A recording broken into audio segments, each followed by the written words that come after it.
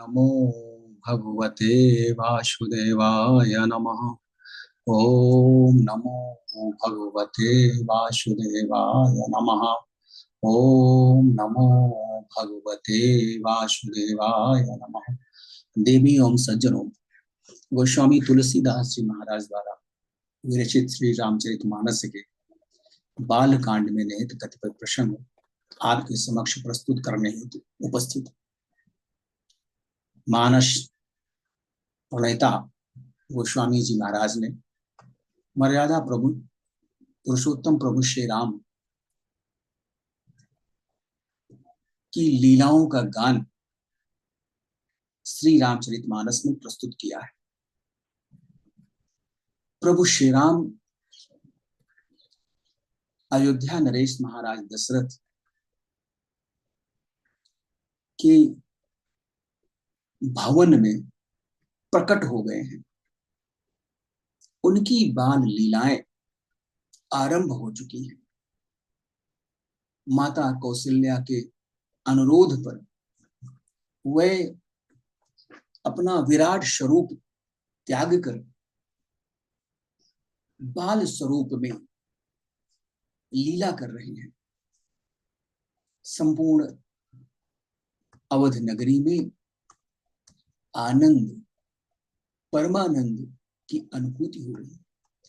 कय कय सुता सुमित्रा दो सुंदर सुत जनमत भयो, वह सुख संपत्ति समय समाजा, कही न सकई सारद यही राजा।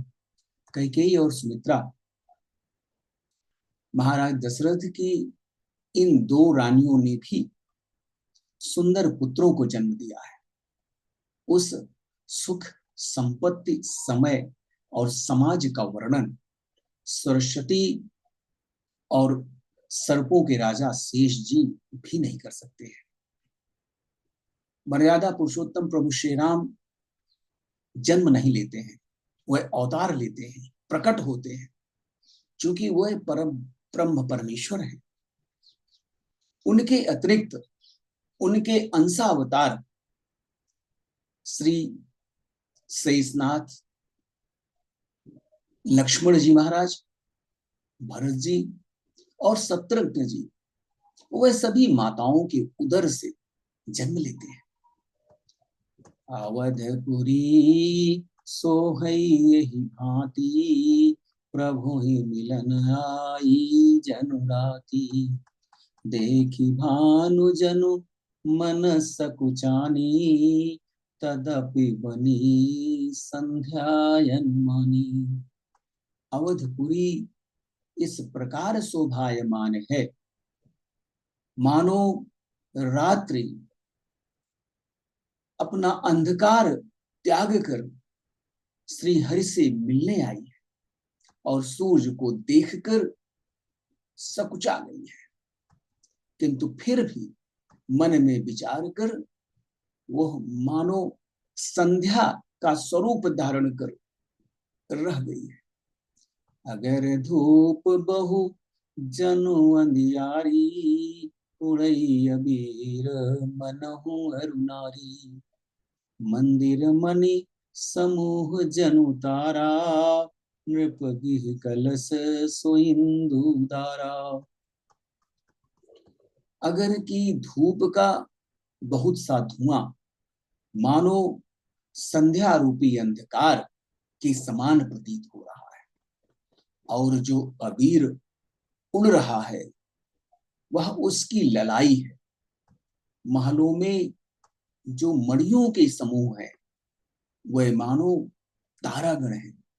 राजमहल का जो कलश है वही श्रेष्ठ चंद्रमा की भांति प्रतीत हो रहा है।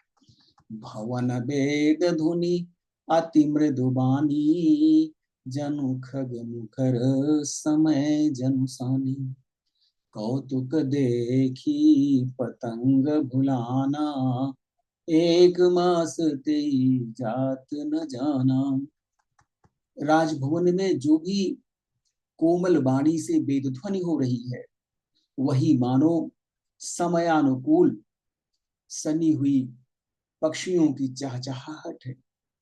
यह कौतुक देखकर सूर्य भी अपनी चाल भूल गए। एक महीना उन्होंने जाता हुआ जाना ही नहीं, सहज ही एक माह व्यतीत हो गया। मास दिवस कर दिवस भा, मरम न जानई कोई, रथ समेत रवि था केऊ, निशा कवन विधि होई। भगवान के जन्म के समय ऐसी परिस्थिति उत्पन्न हो गई कि सूर्य भगवान अपना समय चक्र भूल गए और महीने भर वह उदय ही रहे, जिससे एक दिन महीने भर का हो गया। इस रहस्य को कोई नहीं जानता। सूर्य अपने रथ सहित वहीं रुक गए, फिर भला रात कैसे होती? यह रहस्य काहू नहीं जाना, दिन मन चले करत गुण गाना। देखी महोत्सव सुर मुनि नागा, चले भवन बरनत निज भागा। यह रहस्य कोई नहीं जान पाया। सूर्यदेव भगवान श्री राम का गुणगान करते हुए चले गए। यह महोत्सव देखकर देवता, मुनि और नाग अपने भाग्य की सराहना करते हुए अपने अपने भवन को चले गए। और एक कहूं निज चोरी, सुनो गिरिजायति दृढ़ मति तोरी। काग भुसुंडी संग हम दो, मनुज रूप जानहि नहीं को। भगवान भोलेनाथ माता पार्वती से कहते हैं कि हे पार्वती, तुम्हारी बुद्धि तो श्री राम के चरणों में दृढ़ है, इसलिए मैं और भी अपनी एक चोरी की बात कहता हूं। काकभुशुंडी और मैं दोनों वहां साथ साथ थे, किंतु मनुष्य रूप में होने के कारण हमें कोई पहचान नहीं सका। परमानंद प्रेम सुख फूले, बीते न फिरहि मगन मन भूले। यह शुभ चरित जान पै सोई, कृपा राम के जा पर होई। परम आनंद और प्रेम के सुख में फूले हुए हम दोनों मस्त हुए गलियों में अपने शरीर की, अपने मन की सुध भूले हुए चारों ओर घूम रहे हैं, किंतु यह शुभ चरित्र वही जान सकता है जिस पर श्री राम की परम कृपा। तेहि अवसर जो जेहि विधि आवा, दीन गोप जोहि जेहि मन भावा। गजरथ तुरग हेम गो हीरा, दीन्हे नृप नाना विधि चीरा। उस अवसर पर जो जिस प्रकार आया और जिसके मन को जो अच्छा लगा, राजा ने उसे वही प्रदान किया। घोड़े, हाथी, रथ, सोना, गाय, हीरे और अनेकों वस्त्र राजा ने दान स्वरूप दिए। मन संतोषे सबनि के, जहां तहां देहि असीस। सकल तनय चिरजीवहु, तुलसीदास के ईस। राजा ने अपनी संपूर्ण प्रजा को संतुष्ट किया। सभी लोग जहां तहां आशीर्वाद दे रहे थे कि तुलसीदास के स्वामी सभी पुत्र चारों राजकुमार दीर्घायु हो। कछुक दिवस बीते यही भांति, जात न जानिया दिन यरुराती। नाम करण कर अवसर जानी, भूप बोली पठे मुनि ज्ञानी। इस प्रकार कुछ दिन व्यतीत हो गए। दिन और रात जाते हुए प्रतीत ही नहीं होते थे। तब नामकरण संस्कार का समय जानकर राजा ने परम ज्ञानी मुनि श्री वशिष्ठ जी को बुला भेजा। करी पूजा भूपति यस भाखा, धरिय नाम जो मुनि गुनि राखा। इनके नामो अनेक अनुपा, मैं नृप कहब स्वमति अनुरूपा। मुनि की पूजा करके महाराज ने कहा, हे मुनिवर, आपने मन में जो विचार रखे हों वह नाम रखिए।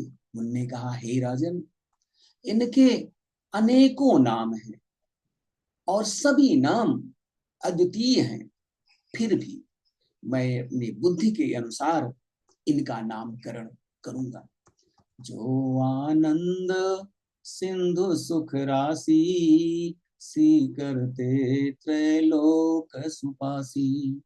सो सुख धाम राम यस नामा, अखिल लोक दायक विश्राम। ये जो आनंद के समुद्र और सुखों की राशि हैं, जिस आनंद सिंधु के एक कण से तीनों लोक परम सुख को प्राप्त करते हैं, उन आपके सबसे बड़े पुत्र का नाम राम है, जो सुख का भवन और संपूर्ण लोकों को शांति प्रदान करने वाला है। विश्व भरन पोषण कर जोई, ताकर नाम भरत यस होई। जाके सुमिरन तेरे पुनासा, नाम शत्रुघ्न वेद प्रकाशा। जो संसार का भरण पोषण करने वाले हैं, उन आपके दूसरे पुत्र का नाम भरत होगा, जिनके स्मरण मात्र से शत्रु का विनाश होगा। उनका वेदों में प्रसिद्ध नाम शत्रुघ्न है। लक्षण धाम राम प्रिय, सकल जगत आधार। गुरु वशिष्ठ तेहि राखा, लक्ष्मण नाम उदार। जो सभी शुभ लक्षणों के धाम हैं, श्री राम जी के प्यारे और संपूर्ण संसार के आधार है, गुरु वशिष्ठ ने उनका नाम लक्ष्मण रखा। वस्तुतः लक्ष्मण शेषावतार है। श्री हरि विष्णु की सया क्षीर सागर में शेष ही है, वही शेषावतार लक्ष्मण जी भगवान श्री राम के अनुज के रूप में इस धरती पर पधारे हैं। वे चारों भाई उस परम पिता परमेश्वर के अंश हैं। परब्रह्म परमेश्वर अपनी पराशक्ति और अपने अंशों सहित महाराज दशरथ के आंगन में अवतार लिया है।